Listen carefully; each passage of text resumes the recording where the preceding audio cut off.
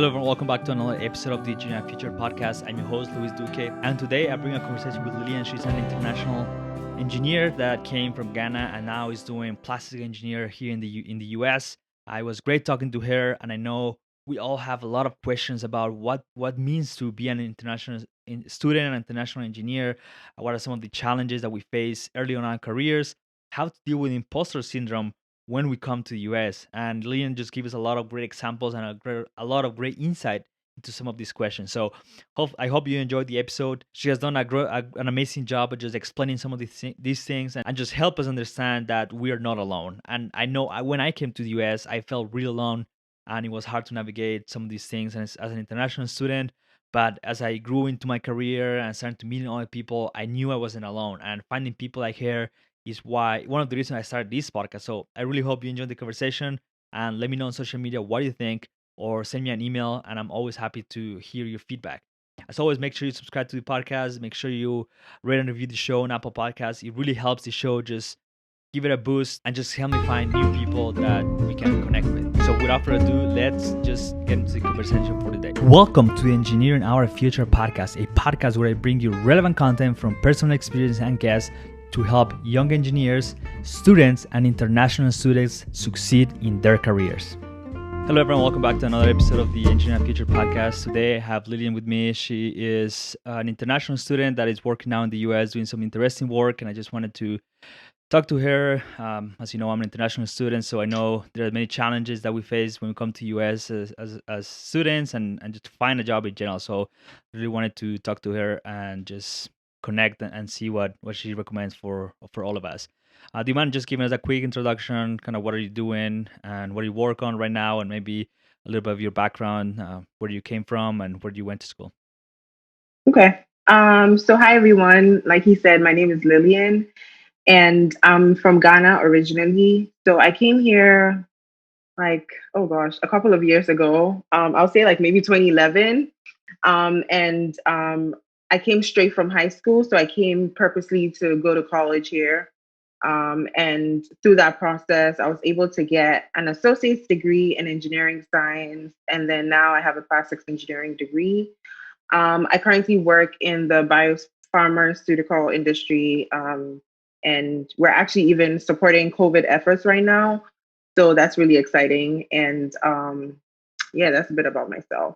Yeah, that's super interesting. I honestly haven't heard anything about plastic engineering, so you mind just giving us a 2-minute introduction to what that is and what you do on a daily basis?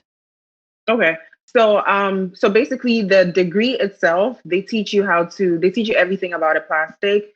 So they tell you about the different types of plastics, how to process them, how to design parts made out of plastics using SolidWorks. And then for my program in school, we ended up like actually making a part. So like from conception, like what you want to do all the way to making the actual part in hand. So that's like the most interesting part for me for plastics. And in the industry right now, what I'm doing, so most of the stuff that I do, we're making like solutions for pharmaceutical stuff. And so I tend to design plastic parts.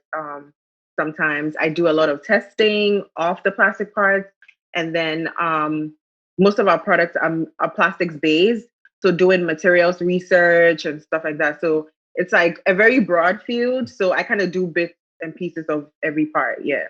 I can't imagine. And do you do mostly research, or is more like the application of designing every like plastic materials and using like different kind of plastics to design different kind of objects? So right now I do mostly so I work in research and development. I work in Okay. R&D.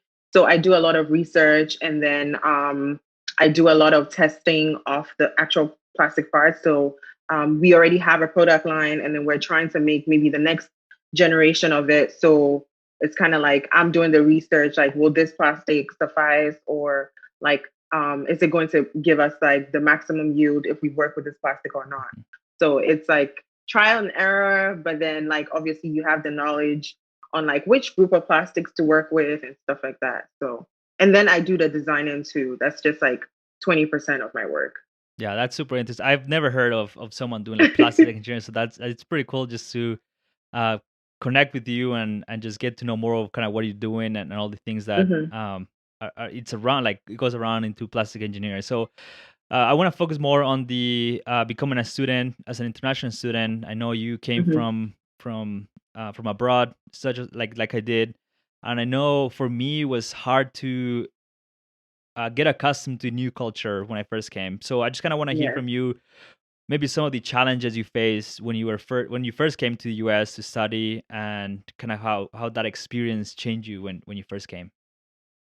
So when I first came, actually, so I'm currently in Massachusetts. When I first came, I was in Florida. I started in Florida. So in terms of like weather changes, it wasn't that drastic because Ghana is very hot. Yeah. So I was very excited. I was like, oh my God, Florida feels like home.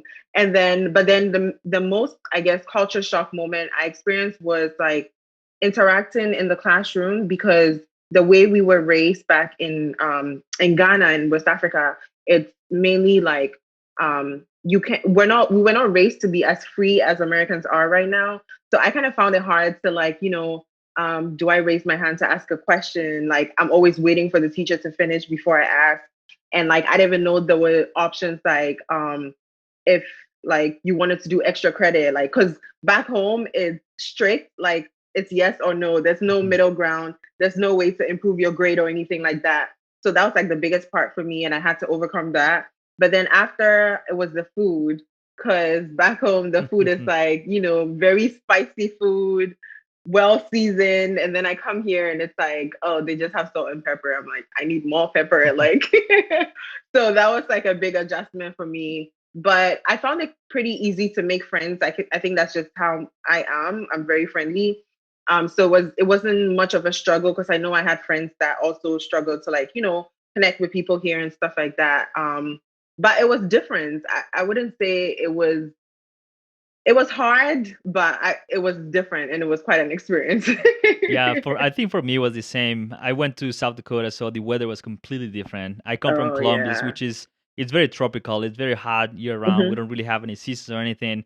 And then I went to South Dakota, which is like super cold during the winter. So that was the first Oh semester. yeah. First and second semester was super hard with the weather, and again the same with the food. Like we like uh, food, like there's a wide variety of flavors in the plate. And when I came here, I just felt like the food was fairly bland and not as many Yep. spices and not like as rich in terms of flavor. So that was, and it's something that I still miss a lot. I've learned to cook I a know. little more Colombian food and trying to spice things up and it's Hmm. it's challenging to still find the ingredients to cook the food. So that was definitely one of the biggest things for me was the food. Um, Yeah. and But I think, go ahead, go sorry, ahead. go ahead. Yeah, for me, I would say that like because I had a number of like friends that also came to America for college right after high school. So we would just get on like Skype calls and kind of like be able to talk to each other and be like, yo, I'm really struggling. Like I don't understand this. And we were all having the same experience. So it kind of made it easier for me, just so I don't feel like left out or like isolated or anything. So yeah. Yeah, it always helps just to find at least like maybe another group of international students. I don't know university you went to, but at least for my university there was a very large population of international students, and I was very grateful Hmm. that I found there was a few people from Brazil. There were actually a few people from Colombia also. So just kind of finding people that you can relate to, even if they're Yeah. not like the same country, but you have similar cultures and you kind of try to stay together and just kind of build those relationship, which is super important because it's a lonely journey once you first come to It is. US. It's very Yeah. lonely and it's hard to find new friendships. And I don't know about you, but like for me, like sometimes I even felt rejected by people here in the US just from my background. So did you face Mm. any rejection when it came to the US? I know Florida is a pretty diverse state. I know um Yeah. but did you face something like that, like where you were like maybe rejected by a group of people when you were out in class or something? Like in terms of like racial injustice or anything of Like that that, sort. or just like a mention Yeah. like, oh, you're from Africa, you guys do X, Y, and Z, Oh, or okay, something like yeah, yeah. that. So I haven't had like drastic experiences like that, but I think the most shocking thing for me that I kept getting was you speak very good English, like where are you from? And I'm like the main language in my country is English. So everything English. Like, and so I didn't understand why like people found it very surprising that like a girl from Africa speaks very good English. And that was it was okay for me. I was like, oh, maybe they don't know. But then after some time, I was like, okay, that makes me feel some kind of way. And I don't really like that. But then also I think I love eating like food from back home too. So like when I made American friends and stuff, they were very curious, like, oh, what'd you put in here? Oh, like why do you eat this way? Or why do you add like this to your food all the time? Because my country, we have this it's like a really spicy sauce. It's called shito. And so like you can add it to anything. Like you can eat it with anything. So I had it with me all the time. And they were just amazed like that I was holding on to such like rich traditions from back home. And yeah, but I think it was just more of the language thing for me. Yeah, I mean, for me, like you can expect comments from like drugs and comments that are related to that just because I'm from That's true. Colombia. And Yeah. I think for me was taking it more so from the side of they don't really know because that was a really long time ago. So they probably weren't even Hmm. born when all that's happening. And they just heard maybe in the news or from other people. So for me, it was just kind of trying to educate them a little bit and explain to them that that was basically when Pablo Escobar died, which is the most famous drug lord from Colombia. Yeah. That's the year that I was born. So 26 years now, Oh. 27 years now. So like really long time ago. So for me, it was Hmm. kind of trying to educate them and tell them that this is what happened. It's not something I'm proud of, but like it's just part of the history of Colombia. We just have to deal with it. But here's the things we do now. And I think for a lot of international students that may be the case, and it's just kind of hard to kind of stand in your position and tell them like from your perspective, from someone that is living the country for your entire life, it's just a Hmm. different perspective. So that's kind of what Yeah. I faced in terms of rejection, and it wasn't really like they were discriminating against me, but in a sense they were by creating these stereotypes. So I know a lot of international Yeah. students face that, and it's challenging, and I think it's something we just have to deal with and educate other people that we come across.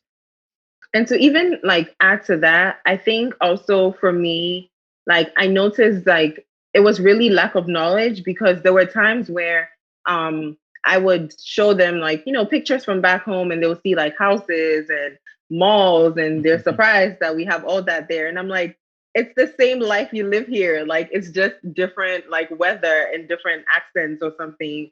But they were really surprised to see like how people are living lavishly back in Ghana too. So yeah, Yeah, I that definitely agree. was also super interesting to me because they were asking me like, "Oh, do you live in the jungle or do you live in a teepee or something like that?" Like something that was Yeah. like really out of context, and they were just naive of like the country and the culture and everything. So again, Hmm. it's just kind of trying to tell people where you're coming from and just not be. I don't think for me like you don't need to be angry about that. Like y- you just need to show yourself as someone that is caring and showing them just kind of the right view of your country. And I know a lot of people Yeah. struggle with that, but that's kind of how I see it. And I try to do my best of not getting angry when I get those negative comments and try to tell them the reality of the country right now. I mean, one of the most biodiverse countries in the world. We Yeah. produce a lot of great coffee, and just trying to show them the Oh great yeah. I things love that coffee. show the great things that Colombia has to offer. In Yeah. terms of, And oh, go ahead. sorry, go ahead. Yeah, I was gonna say I don't know if you can relate to this too, but when you come here as an international student, you technically become the representative of your country to every American. Yep. So I was getting questions like, "Oh, how many people are in Ghana?" And I'm like, I don't know. Like, I just live in my house, go to school. Like, I really don't have the number. And they'll be asking me like specific things about Ghana. And I'm like, I really have no clue. But then I think it had like a positive impact because it made me want to now do the research and have the numbers and be able to positively represent my country. So that was something I struggled with too. But Yeah, that's yeah. absolutely true. Like I hadn't really think it that way, but yeah, I mean, you are the only person that, especially if you're in a state like South Dakota where there's not like a lot of diversity, you're probably the only person they have met Yeah. from that country. So your impression on them is what he or she is gonna think about your country. Hmm. So just put out your best image you can and just try to Yeah. explain kind of all these things. In terms of kind of moving away a little bit from that topic and just more into kind of when you were a student, did you get involved in like professional organizations? and how that was different from what you saw back home. I know for me it was completely different. I didn't even know this organization existed, and it was something that I was very pleased to encounter and just be part of. Mhm. Yeah. No, so I was very active in college. I would say like towards the latter years, like my junior and senior year, that's when I got very involved. Because freshman and sophomore year, I was just exploring. But I joined clubs like NESB and actually took on like leadership positions in my school's chapter, went for conferences and stuff like that, as well as the Society of Women Engineers. And it was there that because like my entire journey had been, I'm the only person in my class, I'm the only woman in my class, or I'm the only Black woman in my class. So going for these conferences made me feel very represented. Like I kind of found a community that made me feel, that gave me a boost of confidence. Comparing that to back home, we had nothing like that. Like high school was just go to class, come back. Okay, we had like clubs like Model UN, which is like um it's like a mock version of the United Nations. So we had Mhm. like very like fun clubs. We had like sports clubs and stuff, but when it came to professional clubs, I don't think we had anything of that sort. Because I see organizations like NESB, they have junior chapters where they reach out to, students all the way from high school, junior high. And I'm like, I wish I had that because that would have probably solidified my decision to either go into engineering or not. And it could have, helped push me to do more from a very early age. So, yeah. Yeah, I think for me it was the same. Like I was just mind blown by the number of organizations and people that were just willing to volunteer their time and do all of these things. Yeah. Um, what were some of the challenges that you faced as a woman in engineering, or even more like as a Black woman in engineering when you were at school, or maybe during the first few years out of school? Mhm. So when I was in Florida, I didn't really feel it as much because I was a part of the African society as well. So Mhm. most of the girls there were like in engineering school. So like there were a lot of chemical engineers, mechanical engineers, ECE and everything. And so it felt normal, but then I transitioned to Massachusetts and then that's when I started the plastics degree. And here it was just me and one other African American girl, and she was even mixed. And so I kind of felt very small, and I felt like I had to always kind of like hide myself and just be seen and not heard. And I really wasn't confident at all. So it wasn't until I started like taking on more leadership roles in these organizations that's when I was like, listen, I'm the representative for Black women in all my Mhm. classes, in all the spaces I find myself in. So let me start to own my space. And when I was vice president of the NESB chapter in my college, and I was able to work closely with the dean of engineering.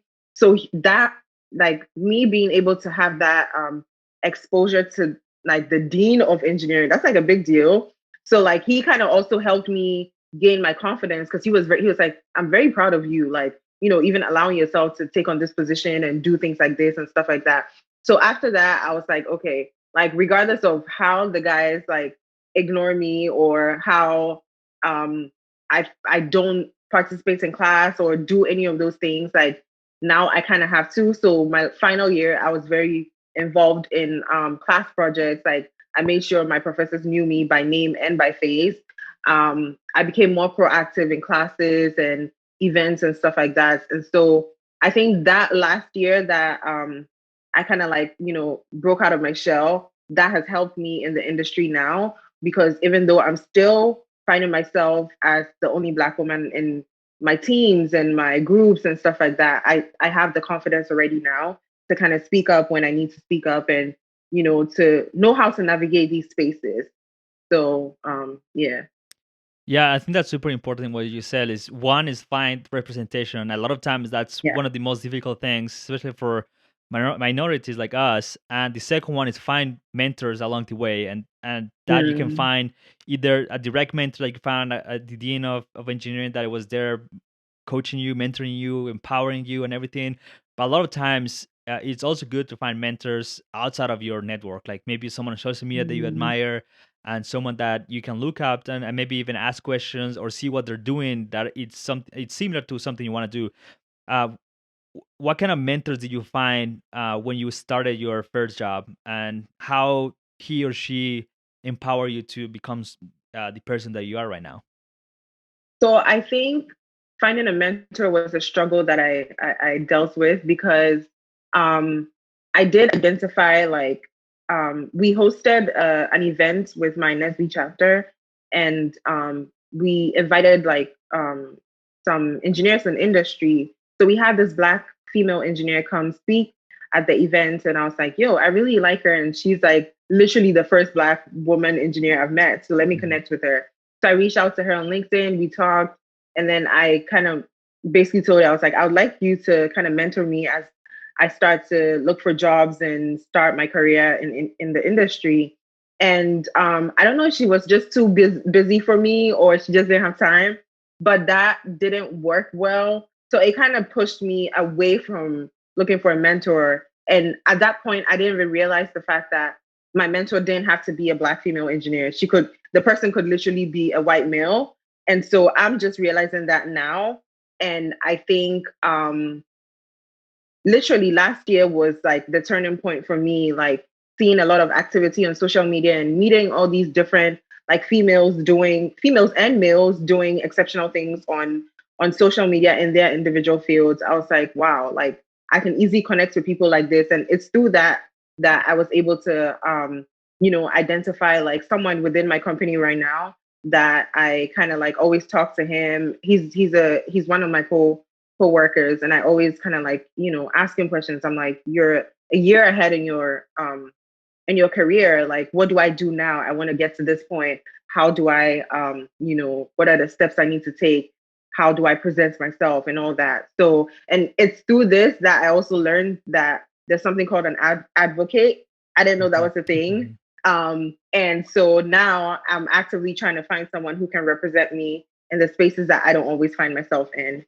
So I wouldn't say I had someone mentor me my first year, but now I've figured out and identified people who can. Yeah, I think that's super important. And yeah, like for me, I recently found the Society of Hispanic Professional Engineers, which is this huge organization Yeah. with like thousands and thousands of Hispanics in STEM. And Hmm. I didn't know about this organization, even though I've been in the US for what, 5, 6 years now. And Yeah.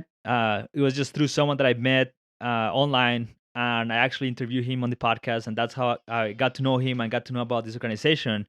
And it's just like that, like it just the more people that you get to know, the more people you find, even online or Yeah. through your work or anything, you just grow your network and find like new mentors that otherwise you probably will have never met, and all through Hmm. social media. And I think this podcast has been one of the best things I've done, because I've been able to meet so many people from so People. many Yeah. different backgrounds that it's allowing me to both widen my perspective on anything I do, and Hmm. second, just create a connection with people that I wouldn't be able to connect if I didn't have this platform. So I know you That also is have a true. podcast, and I just want to touch on that a little bit, because what you Hmm. guys are doing, it's also really great, because you are empowering international students and showing their stories. And I know I was highlighted a little while ago.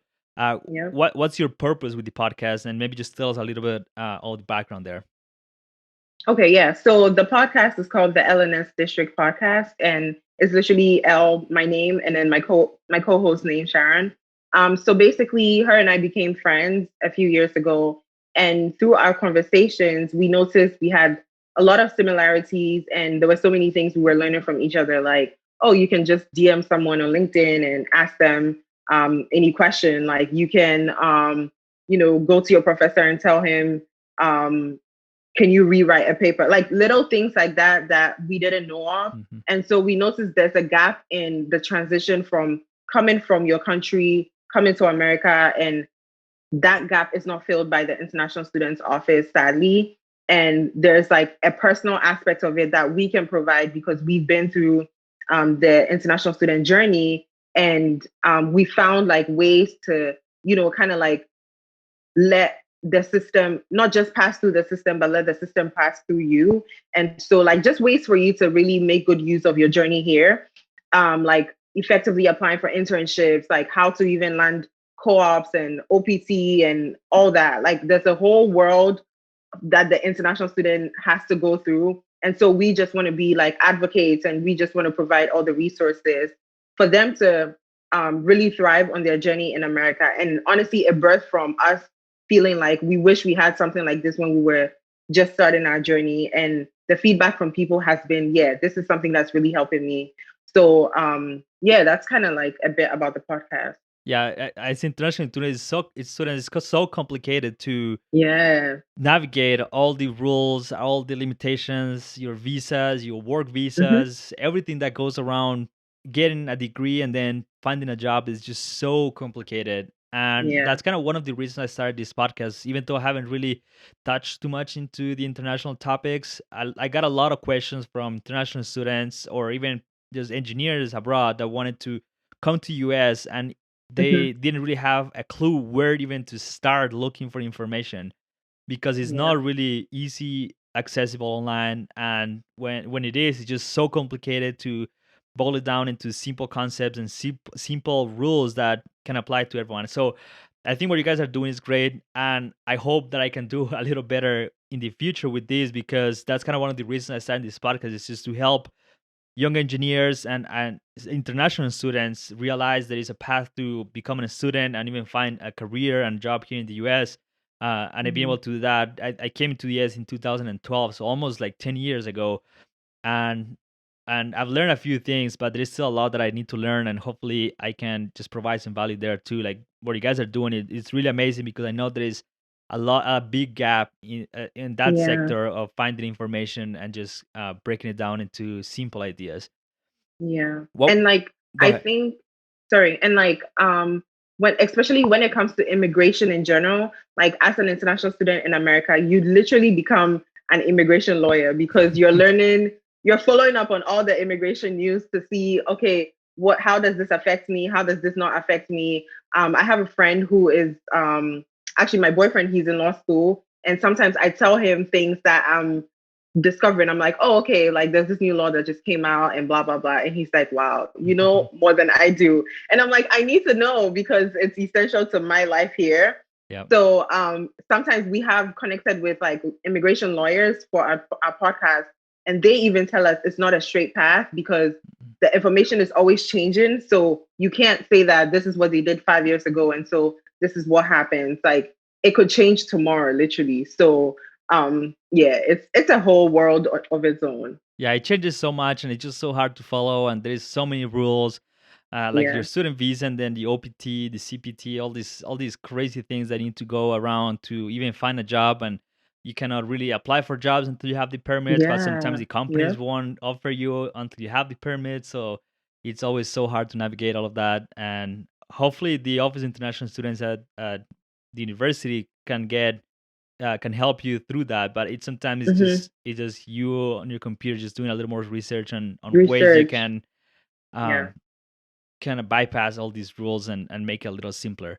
But what's one advice you will give an international student that or someone that's graduating high school or wants to come here to study um before they come, someone that is looking to come to study in the US? I would say apply, go ahead and apply, and ask a lot of questions before you come, because most of us tend to, we're sold a dream and then we come here and it's not that simple. Like Mhm. you're told, okay, you come to school, graduate, get a job. But no, the transition from graduating to getting a job, it's a whole life of its own. And so like do research and make sure that the degree you want to do is going to benefit you. Especially, I like to advise people, if you have the ability to go into STEM, because STEM gives you extra time on your OPT. So Mhm. that gives you more time to even figure out what you want to do. So if you can and you have the skills needed to pursue a STEM degree, look into that. Don't just go in based on I want to, just do whatever I want. Like you have to be strategic coming to school here. That's the truth, honestly. Yeah, I know for STEM it's a little easier in terms of your OPT, because you can extend it for up to, I think it's 3 years, Yeah. which is great, and that's not something every international student can do. So I know Yeah. there's a great push for STEM students to apply, Hmm. and I think it's super easy to renew it. So I didn't really have any Yeah. problems when I did it. Um, so I think one of the things that I dealt with a lot, and I still do a little bit, and I actually had a previous guest talk more into this, but it's imposter syndrome. As international students, we feel like we're Mm. not enough. And I think right now, with all the diversity and inclusion topics and everything, it's kind of hard to know when you are getting accepted in an organization or a job or something because of who you are, or Yeah. because uh, your race or your background. So, how do you Yeah. deal with that imposter syndrome, and maybe some ways that we can, as international students, overcome it and maybe deal with it a little better when we first come to US? I think that's the more critical stage in our careers. I think like life in general, everybody always kind of deals with imposter syndrome, right? But then as an international student, and I can speak um, solely from the career aspect of it, when you're applying for jobs and you get a lot of rejections, you can apply to 1,000 jobs and everyone is going to reject you because they don't want to sponsor you for a work visa, or it's just too complicated, or like there's just so many things. And so you're already beaten down. So when you get the job, it's like, okay, like now there's a lot of pressure on you to succeed. Mhm. And you start to like naturally doubt yourself because one, you have to really prove yourself to the company just so you have the opportunity to even get a work visa or be allowed to stay in the country longer. So for me personally, anytime I dealt with imposter syndrome, I kind of had to remind myself that you got your degree, you didn't like cheat your way through getting a degree. You got your degree because you worked for it. So your professors know that like you must have something for them to give you the degree. You must have something for them to award you that degree. You didn't just get it by choice. You didn't just pay it off. So that alone says that you have something, right? And so anytime I start to feel that way, I always remind myself that listen, I got the same degree that these people got. I just need to be more confident. And it's the confidence that separates um, someone suffering from imposter syndrome with someone who isn't. Because most of the Mm. time, some people may not even know, but they have so much confidence that it can overshadow their lack of knowledge. Um, they can overpower the lack of information with the confidence they have. And so for me, I would say that I just always have to, remind myself, not to say that I'm always perfect at this, but I try to stay on top of it and not allow the doubts and the worry and the fear kind of like take over what I'm doing. And I think as a Black woman, it's even harder because yes, like you said, diversity and inclusion, like, are they just keeping me here because they need a Black woman on the team or because they need a woman on the team? But regardless, I just tell myself that I'm going to do the best job I can do just so they keep me based on my skills, just so they keep me based on my merits. And so, um, yeah, I'll just say, listen, it's real. Don't try to act like you're the only person going through it. We all are. And I think conversations like these really help, like talking about it and relating with people and knowing that you're not the only person going through it. It kind of helps me too. So, yeah. Yeah, and I think that's super important because I mean we're engineers, we're smart people, we know the facts, and it always comes back to looking at the facts and the reasons why you are where you are, and not letting Exactly. sometimes the emotions get in the way of your accomplishments, and realizing that a lot of the things you have done in your career as a student, as a young engineer, it's because you have put the effort and put the work and honestly done the things right to get where you are. And I think that's Mhm. something we need to realize. And again, we're engineers, we like the numbers, and when we see the numbers, gives us more confidence in the things we're Yeah. doing. Do you have any last advice for students, maybe even young engineers that are from abroad, just in ways they can navigate this space a little better as an international student and as an international engineer? I would say the most important thing coming into this country as an international student is to always ask questions because there's a wealth of information in this country that you won't find in a book. Like you need Mhm. to interact with people, you need to network. That's like the one gift I found that has really worked for me. Like literally just asking, I don't know what this means. Like, what are my options? That's something my co-host likes to say. Like, what options do you have? Because there's always another way out. It's like, it's not clear cuts. Like, you may know it to be from, like, your country of origin, but in America, there's so much out there. There's so much information.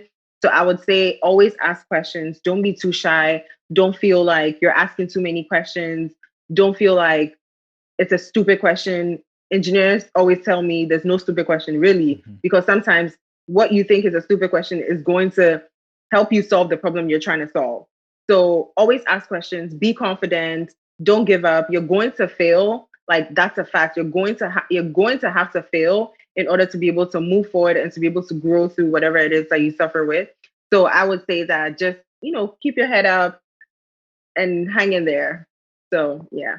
Yeah, that's something we all need to hear once in a while, understanding that we're not the only ones going through this, and there's a lot Yeah. of international students, and there's a lot of international people that go through similar problems, and it's always just trying to find people that we can relate to and people that we can lean on for advice and example. So thank you so Mhm. much for that advice. It's been a pleasure to just talk to you for a little while, and I Thank just you have so one last much. question for you. How can we continue engineering our future?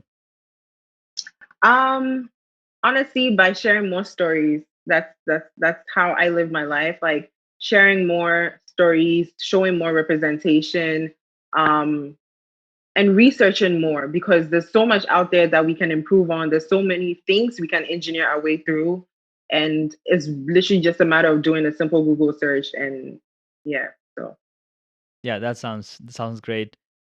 So again, thank you so much for coming to the podcast. I'm glad we connected. I know it took us a little while to record this, but I was happy to just get to know you. Someone that is doing great things for international students and international engineers, and just happy that we connected when we did. And where can people find you online? Where can they reach out to you if they have any other questions? So my Instagram is the most active. It's engineer Lilian. Wait, engineer underscore Lilian. Mhm. So it's ENGR underscore LILIAN. And I just try to share a lot of motivational um, stuff on there to, keep us fighting and surviving on this journey. So yeah. Yeah, I've seen Thank you your so much. I've seen you working on your website, so I'm excited for that to launch maybe Yes. soon. I've been looking Yep. for Coming up. looking for it. So, yeah. So thank you so much for coming to the podcast. It's been a pleasure talking to you. Thank you and have a wonderful day. Okay. Yeah. Thanks for coming. I know it took us a All little while set? to No, that's get to fine. this, but yeah, I'm glad we connected. I know. One of the reasons I started this podcast was to talk more about these things as international students. I know there is a lot of people that need to hear so many things we're doing. So it was just Mhm. great talking to you. Thank you. Okay, have a great rest of your day, All and right. Have a wonderful I will evening. let you know. So this episode probably won't come until like the end of March. So I will email Okay. you whenever it comes out and send you the link and everything so you can find it easy. Okay. All right. Sounds good to Sounds me. good. Thank Yeah, you. thank you. Bye. All right. Bye.